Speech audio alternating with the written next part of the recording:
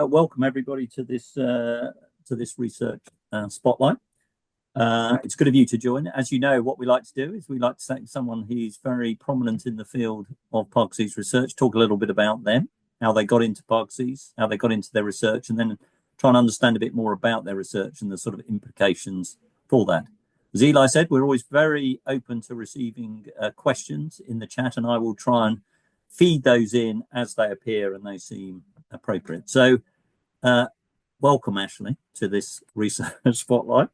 It's lovely to see you. Perhaps we could just start off with where you are at the moment and you know what your background was in terms of where you started in life and how you ended up getting into research. Oh, yeah. So I guess, I mean, maybe it's not the most interesting story, but All stories are interesting, Ashley. okay, good to know. Well, I mean, I've always been interested in science, like even as a kid. And as I got further along in elementary, middle, and high school, I realized that, biology is something that really, really interested me. So I was really interested in doing something. So I kind of started out potentially as a certified nursing assistant when I was in high school. And so I'd gone around and, I was really interested in kind of healthcare and how that was important and working alongside patients and helping them. And so I went to college. Really wanted to be a therapist, right? So an occupational or a physical therapist. And as I got into studying biology, I was a biology major at Texas A&M University.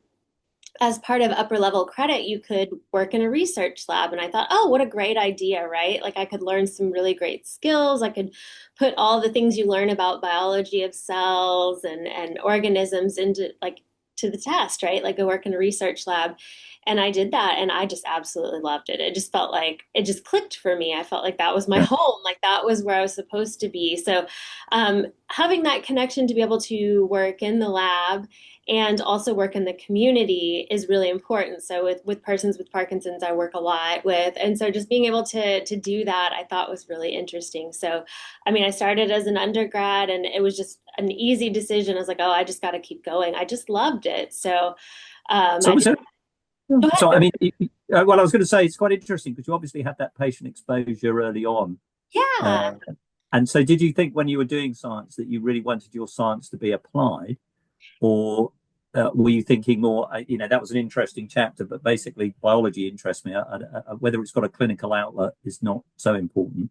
Yeah, no, I feel like I've always been tied to the clinical because of my experiences working as a nursing assistant in the hospital. So it was just, I always like I love doing that and knowing what I do makes a difference and being able to speak to those about the research that we look at. And hopefully that becomes it is very translational as is. And that if that could lead to a therapy or a clinical trial, I'm super excited about that. So I like having a toe in each, right? Like, so I am very interested in basic biology, but biology of disease, particularly neurodegenerative disease, has always really kind of hit home for me. And in the family, is there a history of people doing medicine, science, or are you a bit of an outlier in your family? No, so my immediate family, I'm a bit of an outlier. So neither one Yeah. of my parents have college degrees. So I decided to go on and do that. And since then, my brother has followed me. He has a PhD in biomechanics. So like both of us have just really kind of taken off in science. I don't know what my parents did to facilitate that. Are you Neither going one to of work with your my brother? parents are associated. Plans for you to work with your brother, or would that just be a bit too difficult? We have talked about it before, and those individuals say, yeah, he's a professor at University of West Florida, an associate professor. So we've Right. talked about it previously. Okay. So you got this exposure to the lab really just as part of your sort of undergraduate sort of training, Hmm. and you sort of think, well, I love this. I just love working in the lab. So I mean, I'm not familiar with the American system. So how did you move from that into a PhD? Is that what you would do next, or did you do time as a research assistant, or how does it sort of how do you move from one to the other? Yeah, no, so I did in my undergraduate, I did an undergraduate thesis. So I actually had a working project and worked almost as a fully functional technician in the lab. So Right. my favorite thing to do is, I set up all the grad students and worked with them. They trained me to do all the different assays in the lab. So I would come in, before they came rolling in with their coffee, and I would have their Bradford assay results, their gels poured, their samples thawed on ice. Like I did a whole bunch of work. I fed their cells, I cared for the animals, I did all of the things. Yeah. So it was just as I neared graduation, I was like, I can't imagine not doing this. So I started seeking their advice and, whether or not you should go for a master's or a PhD. And I thought, I could really see myself doing this long term. I really like working in the lab. So I decided to go for the PhD. WPC. And your work up to that point wasn't in Parkinson's. It was It it was not was in Parkinson's. No, I was studying I guess the role of estrogen in aging and astrocytes. mm, So I was interested in age related phenotypes or different things that you could study within cells. And so being able to move into the neurodegenerative space was something that I really did in graduate school and kind of felt home there. okay. So you were in the brain with astrocytes, but you I was were in the brain, yes. I definitely did my best to stay within the neuroscience realm and kind of move into the more neurodegenerative diseases. So when I started my PhD, they kind of let you could rotate through different labs. And so your options are really kind of neurodevelopment or neurodegeneration. And I felt the calling for neurodegeneration. Well, that's interesting because obviously estrogens and astrocytes, one could put an argument for that for Parkinson's that it's more common in men, so estrogen that. And Yeah. then astrocytes have got a lot of interest, which we may come back to in terms of how they may drive the disease. So you then embarked on a PhD, and that was in Parkinson's, the It PhD. was. I actually did use Parkinson's models. So I will say I found myself interested in Parkinson's disease, but I was at the time I was a neuroscience themed student, and I just really had a problem with the fact that everybody was so focused on neurons, and I just love glia. So I started doing a lot of work with microglia and astrocytes, which are the glial support cells in the brain, and particularly microglia because they're the immune type cell in the brain, right? So Yeah. they're the resident immune cell in the brain. And so I switched my PhD actually to integrative biology so I could focus more on, some of the more glial biology and like kind of immune functions of those cells in the neurodegenerative disease context. So, I mean, I But so you love came into it through. So you're more interested in the microglia, so these cells which mediate the sort of immune response of the brain, and neurodegeneration came secondary to that, or was it sort of they were integrated from the start? I just wanted integrated to from study microglia. integrated from the start. So I just became very interested in how microglia or glial cells could participate in the health and survival of neurons in Parkinson's disease. So that's what my PhD was looking at how different cytokines or immune chemical messengers regulate microglial function in a Parkinson's disease model. And so, where did you do that, Ashley? And what were the sort of models you were using to study that? So I was at UT Southwestern in Dallas, Texas, UT Southwestern Medical Center. I was in the lab of Malu Tanzi, which I'm sure Oh, yes. you guys are familiar Very with. heavily associated with the WPC vice Yeah, president, and we had a chat to her the other week or one of these. So yeah. So she trained me at UT Southwestern, and I guess kind of the rest is history. That's sort of how I got interested in inflammation and Parkinson's disease. Is I just sort of fell into it with my love of neurodegenerative disease and microglia. and what was the main finding with that, actually? What was the main sort of thing that came out of your PhD that sort of enhanced, if you like, our understanding of Parkinson's and the role of microglia in that? Because I mean, it's quite an interesting story, isn't it? Because I mean, Pat McGeer was the first to describe microglia reactivity in the brain, and I remember talking to him and him saying nobody believed anything he'd written. He wasn't a pathologist, so they sort of thought this was all a nonsense. So it took a long time for anyone to even accept it was, and then it was always regarded as rather secondary. Things die off, so why wouldn't you get microglia to clear up the debris? It's not really an important player. It's just a sort of consequence. Yeah, so I became really interested in studying that because, yes, I mean, the immune system in the microglia, people really thought of it as secondary to neurodegeneration, right? The neurons dying in the substantia nigra, and that the microglia's main function was to eat and remove the debris. But when I started thinking about the animal models that we were working with, at the time it was neurotoxin-based models, so 6-hydroxydopamine. I was really interested in So what was. these are where you just put a toxin into the brain, kill the cells chemically, and that sort of mimics the loss of the dopamine cells you see in Parkinson's. That's the type of model. Yeah, that was the type of model. And so I was really interested in kind of what happened before the cells started to die, right? So, and Mm. as they died and the animal progressed, what was happening with the microglial cells? And so we really noticed that, the microglial activation happens really quickly, right? So they can respond to MPTP, they can respond to 6-hydroxydopamine, and they become activated. And so my PhD was really focused on the role of a specific cytokine called tumor necrosis factor and doing a therapeutic approach where we could neutralize it or get rid of this tumor necrosis factor in a Parkinson's model. And then how did that affect how the neurons survived, how the microglia became activated, so neuroinflammation in the brain, and then eventually neurodegeneration and behavioral phenotypes. So I think, like, whether or not the mice develop kind of a movement disorder very, very similar to that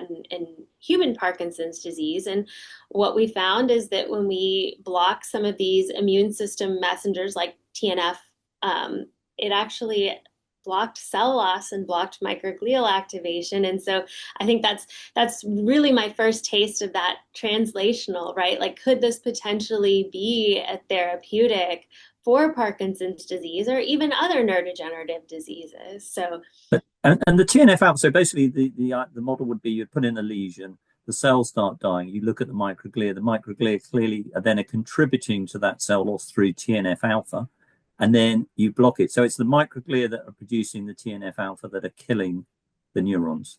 Or yeah. is it that the microglia trigger some other cell, that, coming back to where you were earlier, that the astrocytes release the TNF alpha. So it was directly the microglia that were killing them through this cytokine. It was. So microglia are a large source of TNF alpha, and it's Yeah. produced anytime they're activated acutely. So innate immune responses, microglia are innate immune cells that can respond to different cues in the environment in the brain. And one of the first things that they can produce is TNF alpha. And so what's interesting is dopaminergic neurons, as well as other neurons in the brain, express the receptor to sense that message.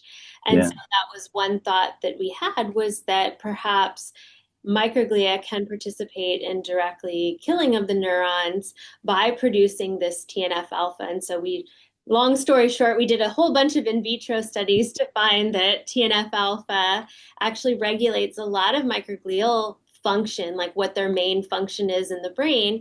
And that if you block that using antibodies or different therapeutics like we used in the animal model, you could actually rescue the cells from dying or block the cells from dying, meaning So that the TNF alpha was acting on the microglia, not killing the neurons directly. no, the TNF was produced by the microglia that was killing the neurons directly. Okay. So it wasn't that TNF alpha was acting back on the microglia and I mean, it producing. can't it can do that, yes. Okay. So so that's a very that's a fairly major discovery. And Mally, who is online, so we'd better be careful what we say about her, has says very positive things about you.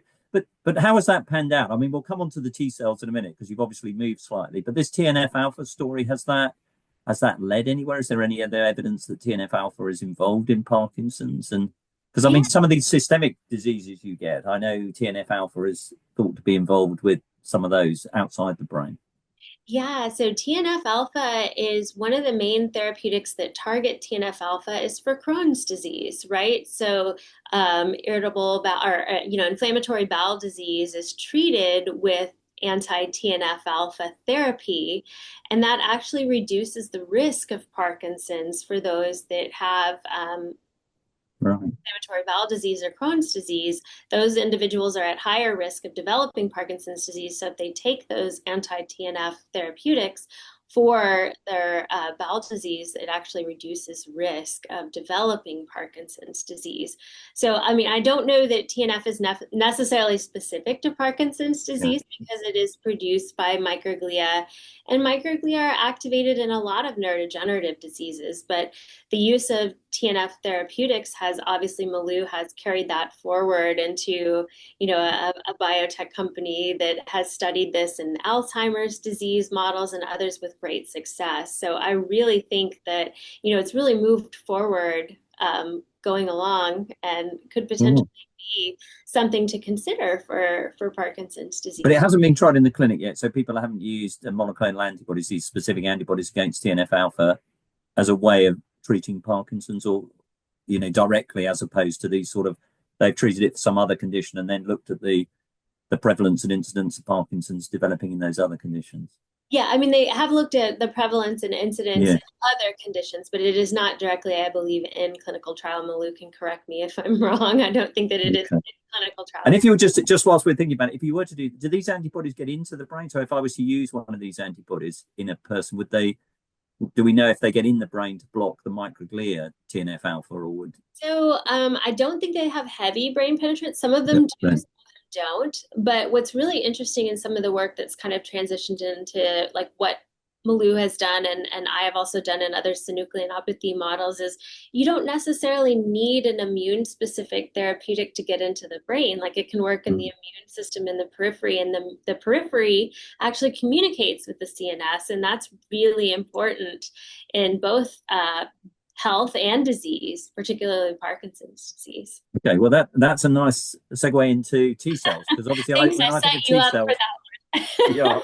I mean, you think of lymphocytes and you have T cells and B cells, and it's an absolute nightmare trying to keep up with all the different subtypes of these diseases, these different types of T cells that you have and such like. So, but these are things which you tend to associate with the periphery, circulating lymphocytes, lymph nodes, all of and I know that some can get into this to the brain and such like, but perhaps as a useful sort of starting point for those who aren't quite up to speed, such as myself.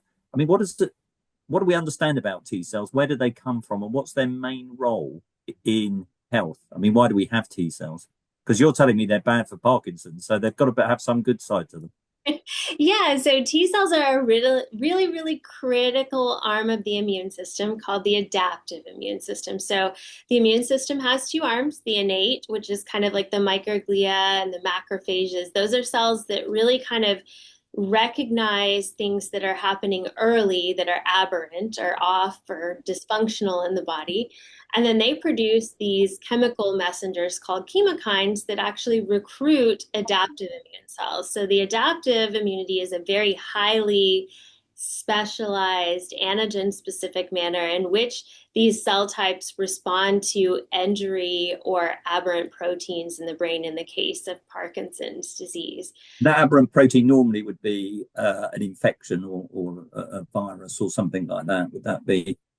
That Yeah, would be because the antigen is obviously the thing they recognize, which is abnormal, and they're obviously trained not to recognize things in your body, because otherwise you'd be attacking yourself all the time. But when something strange comes in, something they haven't seen before, that's when they react.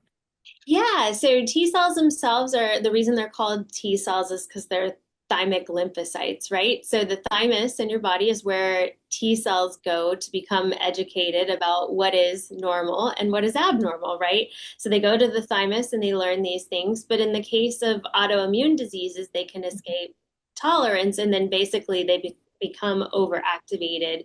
And so that's kind of what we're thinking about in terms of Parkinson's disease is how these cells that normally function in the body, particularly to go after, infections or viruses, why are they going after us, right? Like, why are they overactivated? Why are they going into the brain? Why could they potentially be attacking neurons? And so that's definitely one area of research. I don't know if I broke that down enough. I Yeah, can. no, that's fine. So basically, these T cells are they originate, and they basically acquire tolerance to you as you're growing Mhm. up, and their job is really to to survey the body, and if the innate system is activated, they come along and they finish the job off. That's the idea. But sometimes when that tolerance is lost, they can attack you. So I guess, rheumatoid arthritis, inflammatory bowel disease, a lot of autoimmune disease, thyroid disease. And what's do T cells normally get into the brain? So put Parkinson's to one side. I mean, do I have T cells currently, pottering around my brain at the moment, or are they sort of excluded? You actually do. And that's what's interesting is a lot of people think that you need to have the breakdown of the blood-brain barrier, right? So the blood-brain barrier is this protective aspect that keeps things from the blood going directly into the brain that shouldn't be there. But under normal, healthy conditions, you actually do have very low numbers of T cells in your brain.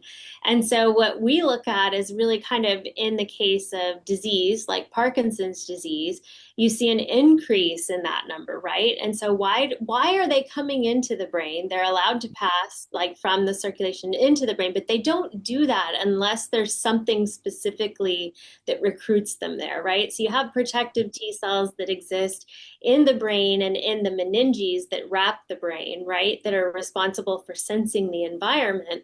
But they can come in and they do and understanding why they do that and how that's different in Parkinson's disease or autoimmune diseases is definitely a research focus of my lab and others. And so they can come in through the blood and then across the blood-brain barrier into the brain. They can also go into the meninges, as you say, the sort of lining, and then go into the brain. So, and you say they're increased in the brain in people with Parkinson's. So that's And is that at the site of pathology, say things like the dopamine loss in the nigra, or is it just they're increased across the brain? It is associated with the pathology. So in areas where you have a lot of neurodegeneration, or in the case of postmortem studies, right? So a lot of what we know in human Parkinson's is using those that have very valiantly and selflessly donated their brain to the cause of us researchers trying to understand what's happening. And what we know is that in Parkinson's disease, they are in the brain and they're surrounding those areas where the dopaminergic neurons are dying. So they're definitely there for a reason, and they're definitely there specifically in Parkinson's disease. Both there's two different types of T cells. There's the CD4 helper cells and CD8 cytotoxic T cells, and both of those are present in the areas of dopamine degeneration and areas of pathology and Parkinson's. So basically, in Parkinson's, does it happen very early? Do we know? Is this something that is a very early event? And what is it that brings the T cells in? So why do the T cells suddenly increase in number? Is there something drawing them in to the brain, or what is the attractant for bringing them into the pathology? Yeah, so I think understanding whether or not they come in early is difficult to tease out, right? Yeah. So we definitely use a lot of postmortem tissue, like I said, that is very, very selflessly donated by those individuals with Parkinson's disease that help us out, by allowing us to do this. But it's difficult to say whether or not it's early. So a lot of studies now have been shifting to look at the presence of T cells in the cerebrospinal fluid. Right. And so there is an increased presence of T cells in the cerebrospinal fluid of individuals that have REM sleep disorder, which is kind of thought to be a precursor to developing Parkinson's. And we can unpack that or not, but thought to be thought to be early and even in different stages. So I think what we really don't have a good handle on is like a longitudinal study that tracks individuals that are diagnosed with Parkinson's, looking in the CSF, or even using like PET tracers to look in the brain whether or not the T cells are present. But we know at least at the postmortem interval, they are definitely there, and they are definitely present in increased numbers in the cerebrospinal fluid that surrounds the brain. So it probably is quite an early event. I would think so. Yeah. If you regard REM sleep behavior disorder as prodromal, which most people would, and there's CSF evidence of increased T cells, so it happens early, and then it tends to go with pathology. One of the questions we got here is, where do you think they come from? Do you think they're coming from the circulation? Do you think they're coming in through the dura? Do we have any clues as to how we think the T cells are getting in? And then, this question of what's bringing them in. Why would they suddenly start coming into the brain? Sorry, I didn't answer that question. So, yes, they do. A lot of them come from circulation, right? So, the circulation is connected to the CSF, the blood-brain barrier. It's connected to the Yeah. meninges. So, most T cells tend to circulate and drain from the brain into the lymphatic system. So, they definitely circulate freely and can land into the brain. And I think what really keeps them there is like as they go along the blood vessel, they roll. It's really cool to watch. Like if you've ever seen any of these videos, the T cells can roll and they're looking for a specific signal that allows them to enter the tissue. So in this case, it's usually chemokines that are secreted by cells within the CNS, like microglia. And that actually recruits the T cells that are rolling along the blood vessel to stop and then enter directly into the brain in a very controlled and specific manner. Okay, so they're basically drawn in by these cytokines. So coming back to your original work, really.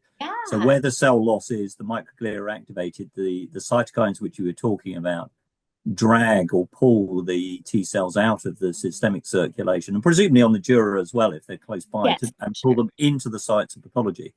And then you say, so these T cells migrate in, and we'll come back to this because obviously multiple sclerosis, it's it was a T cell, now it's a B cell, now it's T and B cell. So I mean, people keep changing their views on this and the therapeutics on it, but it's quite an interesting area how it's developed. But then you were saying these T cells come in, and you were saying they're different types of T cells. Yeah. So there's obviously CD8, CD4, and then there's these T regulatory T cells, which people seem a bit obsessed about these days. So what is it? What type of T cell comes in? Is it all of them, or is it a particular subtype?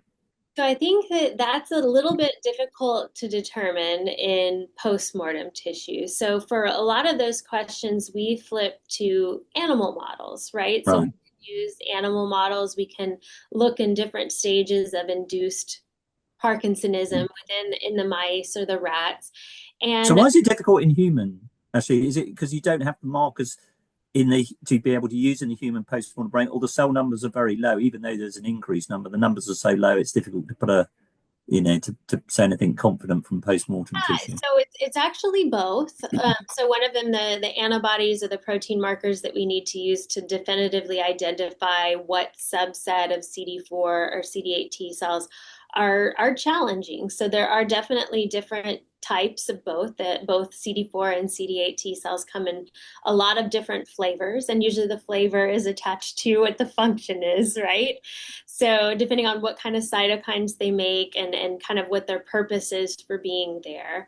CD4 cells tend to really interact and kind of um, start immune responses, right? So they really initiate immune responses. They can produce cytokines that can directly affect the health and viability of neurons, and they can activate B cells to produce antibodies, right? So like they're kind of a really like a jack of all trade kind of cell.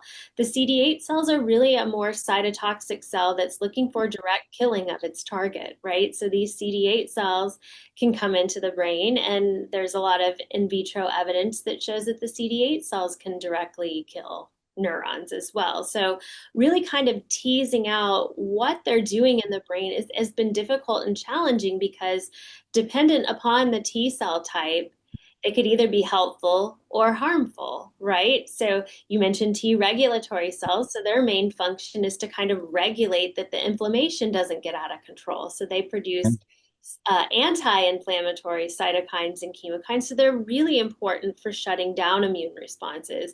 And so I think that kind of understanding how all these subtypes change in Parkinson's disease is really critical, and how they change over time and when they come in and whether or not they exit is also important too, right? Because then they can pass on their message to other cells in the periphery that may either come in or may regulate systemic inflammatory responses. So basically, these T cells come across then in response to this cytokine, this chemokine environment. The cytotoxic CD8 cells sort of more directly target the cells, kill them. The CD8, CD4, if I've understood correctly, they're more of sort of amplifying. They sort of bring in a whole new range. And then, people talk about, as I say, these regulated T cells and they're organ specific. So does the brain have regulatory T cells that tries to shut this down, or do we not know whether the brain has them? And if it does have them, they don't really they obviously don't function very well in Parkinson's because you've clearly got a T cell infiltrate. Yeah, so that's definitely a focus of my research is to look at T regulatory cells and how they change in animal models.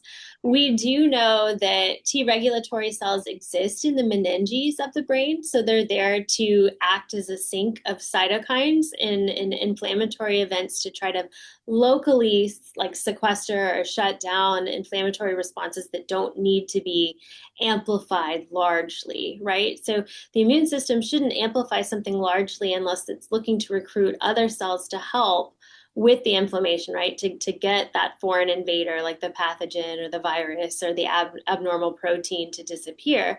But what's really interesting about Parkinson's and about neurodegenerative disease is you have a constant supply of these aberrant proteins, right? And it doesn't go away. So alpha-synuclein is one of these aberrant proteins that I'm sure you guys have talked about and other blogs as well.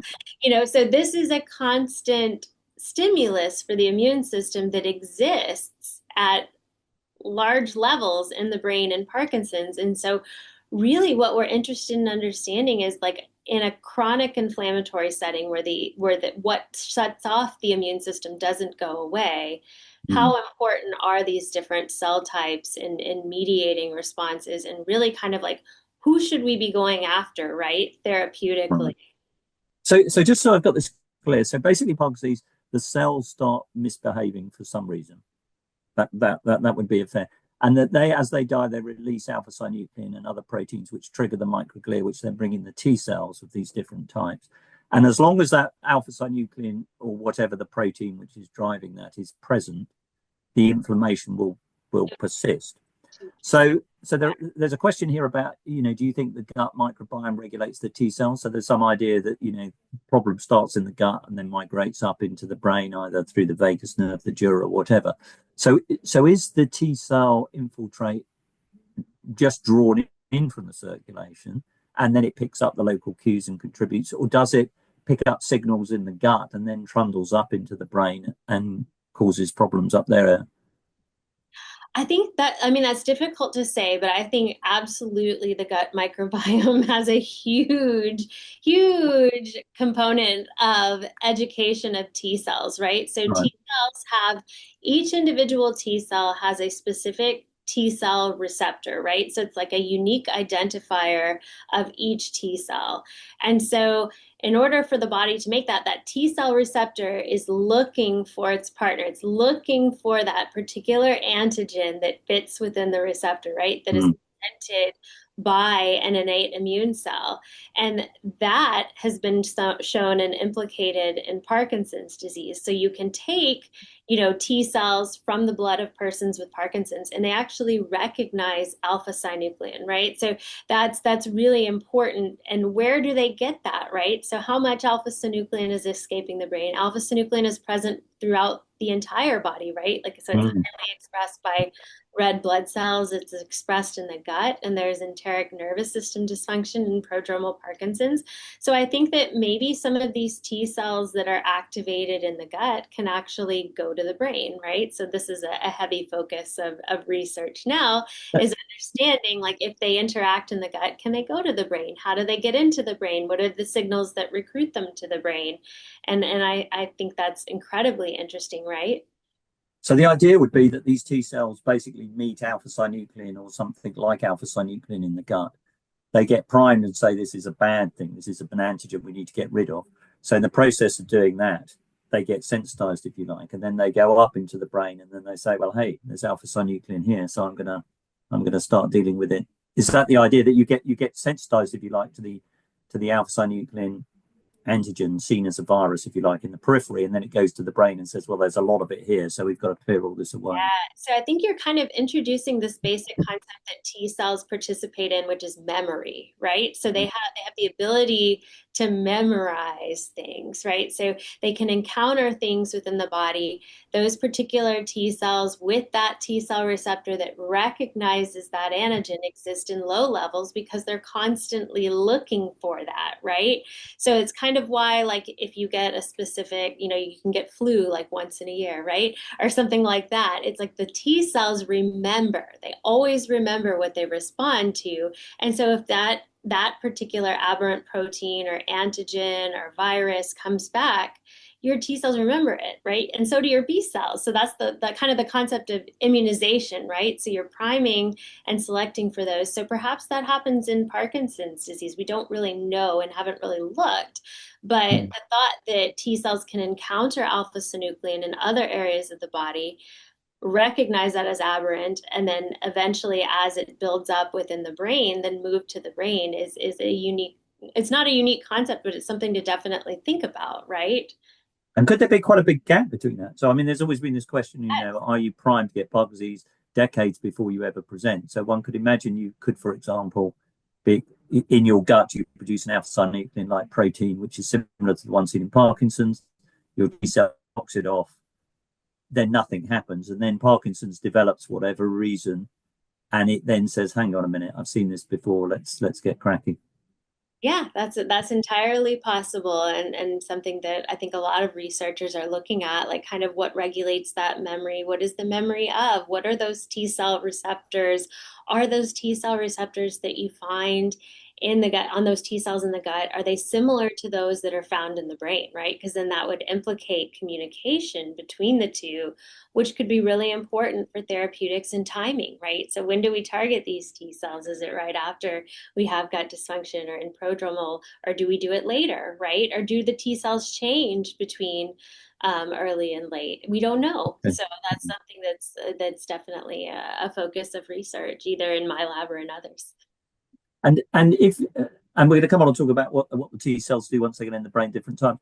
But if you look in so obviously there's this prodromal Parkinson's you were talking about, which is the REM sleep behavior disorder. But a lot of these patients also have constipation, and obviously enteric gut pathology is quite common in Parkinson's. Is there a lot of T cell infiltrates in the gut as well as in the brain, or more T cells in the gut in Parkinson's as there are in the brain? Do we I know that, or is that not known? don't know that specifically. I know a lot of the animal models, if you like immunize mice with alpha-synuclein, kind of do kind of like an MS type paradigm, a lot of T cells end up in the gut and you end up Right. with loss of enteric neurons in the gut. So the T cells can definitely go there for sure. Mm. But I know there is synuclein pathology. I know that there's enteric nervous system dysfunction, gut dysfunction, microbiome dysbiosis, right? All of these things are kind of building this case for an education of immune cells in the gut first, right? Yeah. Okay. So basically, what we know from clinical studies, from human studies, post mortem and in people with Parkinson's, is that there seems to be a T cell activation early in this condition in prodromal, that there's more T cells in the brain, that they go with the pathology, and there's probably a link between the gut, the microbiome, and the brain. But you say trying to put causality, trying to work out how one relates to the other and drives is almost impossible in people unless you're going to do a trial, which we'll come on to shortly. But you've sort of moved the focus, if you like, that's what we can get from the clinical into animal models. So what models do you use, and how have they informed this discussion? Because presumably in animals, you can knock out CD4 cells, you can knock out CD8 cells, you can do whatever you like around manipulating the system, but they don't necessarily get Parkinson's. You have to presumably model that. Yeah, no, animals do not spontaneously get Parkinson's, even when you put in genes that are associated with Parkinson's. They still do not spontaneously get it, right? So Yeah. we, I mean, it just kind of like every model has its pros and cons, right? Like in terms of how it's modeling Parkinsonism. So my lab loves the AAV model, and we love it for many reasons. One is because it allows us So what to is this model? Actually, so it's an adeno-associated virus. So we yeah, engineer a virus to yeah. deliver human alpha-synuclein to neurons in the brain of the rat or the So you mouse. directly inject the sort of Directly protein inject associated with Parkinson's the into the. virus infects the cells, and then the Yeah. cells produce a large amount of alpha-synuclein, right? And then Right. eventually, over time, this kills the neurons. Yeah. It causes inflammation, very widespread, widespread synuclein-specific inflammation. Yeah. And it's a great model to look at if you want to kind of look at genetically manipulating populations of mice, right? Because it's an injectable model. So instead Yeah. of having to do all these um, crosses of different mice and do things, we really like the AAV model because it basically models the overabundance of alpha-synuclein, like these gene duplication events that are associated with Parkinson's. So, And if you look in the brains of these mice, just when you put in the virus with the alpha-synuclein and you're looking for it looks pretty similar to what you'd see in a post-mortem brain of someone with Parkinson's. It would be similar. It wouldn't be the same, but it would be yes, similar. it's absolutely not the same. We'll just be clear that I don't want to offend any protein biologists or structural biologists. It is definitely not the same, but similar, right? So like you get this overabundance or this overproduction of alpha-synuclein that deposits within the neurons, and then eventually the neurons die.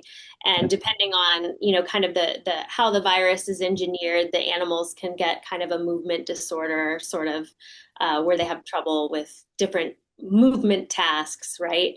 So Yeah.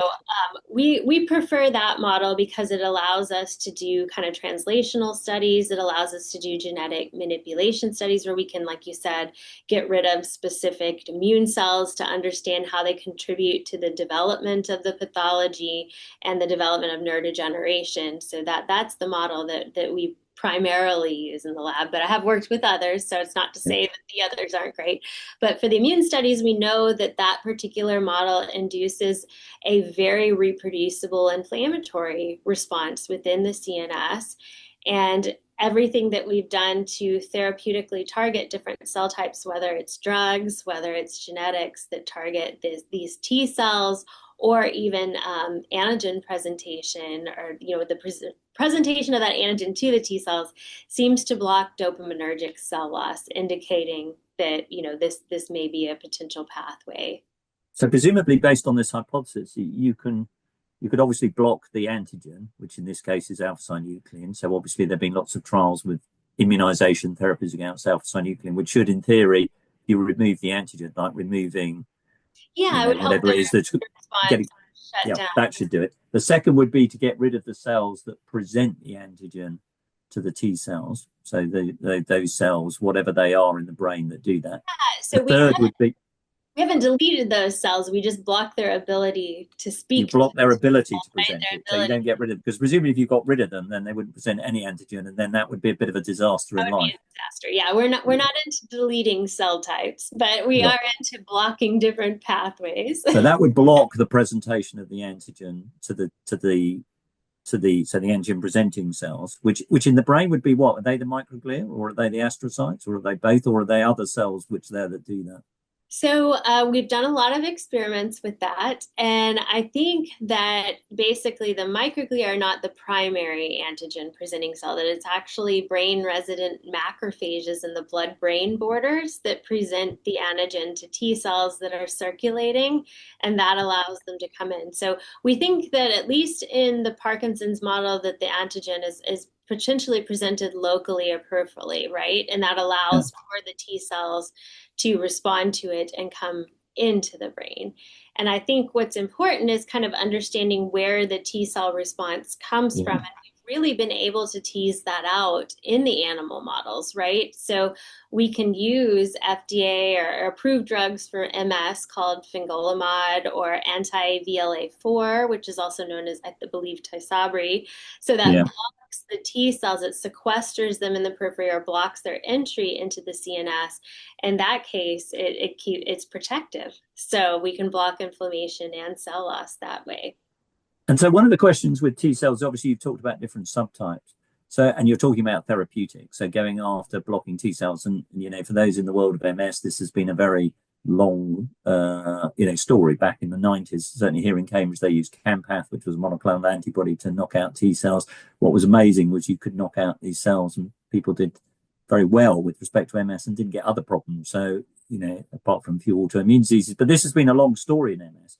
So in your work, are you heading towards a sort of therapeutic which is just blocking T cells either entering the CNS, which is what you're talking about, this Tysabri type drug, or trying to get rid of T cells? Or do you think you should be more refined? Do you think we should be, getting rid of CD4, CD8, or some other type of T cell?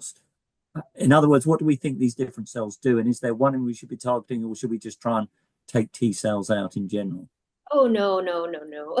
I think it has to be very refined, right? So I think at this point we can try all of these different therapeutics, right, in animal models, and they seem to be successful. But what's challenging is the fact that humans are infinitely more complicated than that, right? And so you need your immune system to help protect you, particularly you need your T cells to protect you from viral infections and all kinds of other things that happen in our normal environment, right? So we're not like mice. We don't live in a sterile cage in a sterile environment. We go out, we enjoy ourselves, minus COVID for a couple of years there. Like we are exposed to all of these different pathogens, right? And viral pathogens and things. And so I think going after T cells like just a blanket, like just deleting them or blocking them is not the best idea, right? Because that would leave the individual immune compromised.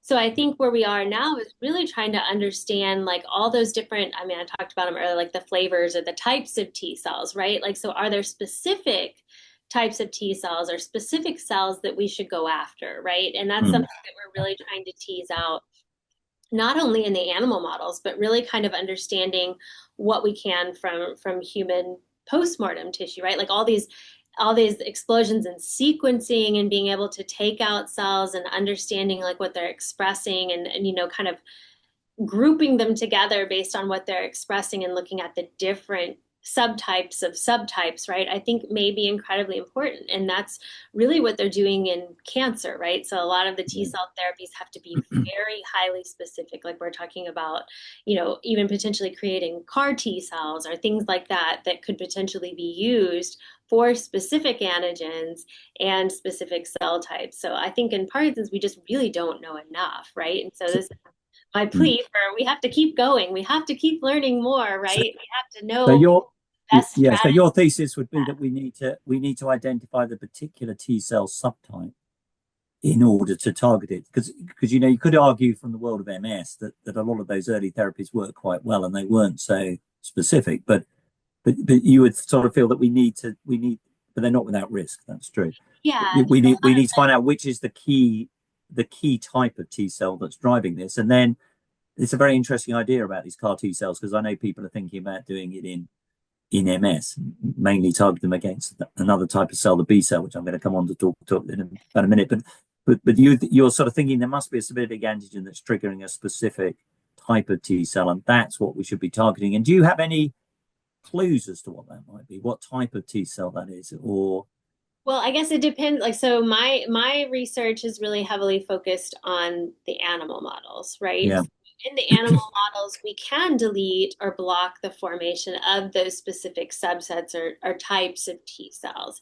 yeah, And so in our animal models, in both Parkinson's disease or Parkinson's like mice, as well as multiple system atrophy, as is yeah, also a synucleinopathy, it's a specific T cell, the Th1 cell that produces interferon gamma. So if we go after interferon gamma, we seem to block a lot of the immune response in the CNS in the context of the animal models. So we know a lot from that, but in terms of like how those cells develop, what is the antigen that initiates it, right, for them to develop yeah. into these interferon gamma producing cells, we don't know those answers yet. And so we're really looking at focusing on that. And a lot of work in other labs is looking at particularly synuclein specific antigens, right? Can a piece of synuclein be presented as an antigen? And that may be important. Or is it another antigen that drains from the brain that's a response to the Yeah. neurons dying, right? So neurons die in Parkinson's disease and they release all kinds of things that should never leave the cell. Could those things potentially be antigens that activate the immune response? But I think just one thing that we know about the immune response from the mice is that it is antigen specific, right? So it's Yeah. not just a random event, right? Like there is something that is definitely triggering the immune response and carrying it forward because if it were not specific, you wouldn't have this involvement of the T cells and the B cells really specifically, right? So basically, coming back to this idea, so you can go for whatever's triggering the immune response in the first place. You can go to the thing that's allowing the immune system to see that antigen through a cell, and then you could go after the immune system itself. And you think there's a particular subtype of these Th1 cells, which produce this interferon, which is the key driver. So Parkinson's disease is an interferonopathy, which I think, yeah, I think it's like, I think lupus and things, some of these systemic diseases, There's definitely you a know, with large. SLE, systemic lupus erythematosus, you know, these sort of things that have an interferon Yeah, I mediated guess thing. what I'm arguing is that there's a lot of overlap in Parkinson's mildly with some of these autoimmune disorders, right? They Yeah, all have different mechanisms, they all have different presentation. Parkinson's itself is also really unique, right? So no two individuals present with the same yeah. symptoms, right? And so could that be a result of how the immune response happens within those individuals is something that I think is really important to study. And I think it's also important to take all that we can learn from these autoimmune disorders and see whether or not how does that work? Is that a potential mechanism in Parkinson's? And could we reuse some of And so this? going forward, I mean, I'm aware of the time, so you know, because this is absolutely fascinating. I mean, we just had a few messages about infliximab and TNF alpha receptor inhibitors seem to be in trials. Mally's talking about David Hafler is running a trial of this in REM sleep behavior disorder. So people are doing that. So I suppose the question the question where I just want to come finish on sort of B cells, if you like, because of the world of MS is do you think that we should be doing more of this? So as a clinician myself, I often think, should we be doing more experimental medicine trials where we're trying to tease apart the immune system in people with Parkinson's because they have the condition and the mice are a bit artificial? Or are we still too premature to be doing these trials in people to try and understand the role of the immune cells and T cells? Because obviously we have this huge armory of drugs which against antibodies, we have different which can target these chemical messages. They can target different types of cells, B cells, T cells. So what's your feeling actually about what we should we be doing more things in people? I think the politician's answer is yes and no. So, I mean, I think in terms of like doing clinical trials in persons with Parkinson's, I think there's something to be said about who you recruit for the study, right? So there could be immune changes in a large subset of individuals that maybe aren't present in others, right? So this is a huge focus of research is how you group together. It's we know it's not right just to lump everybody together, right? Everybody's disease is so unique and so different and presents in different ways. And so I think that for the greatest amount of success for immune therapies, there has to be some really important thought process. And I know you and your team and Caroline Williams Gray and others have really worked really hard to think about like who you recruit to these trials, right? So I don't want to say no, we shouldn't be doing this at all because I think anything we can do to help is definitely important, right? But in terms of thinking about who you recruit for the clinical trials that would potentially see success from some of these immune targeted therapies is something that I think is incredibly important too, and Yeah. maybe something you'll have to tell me I'm not a clinician.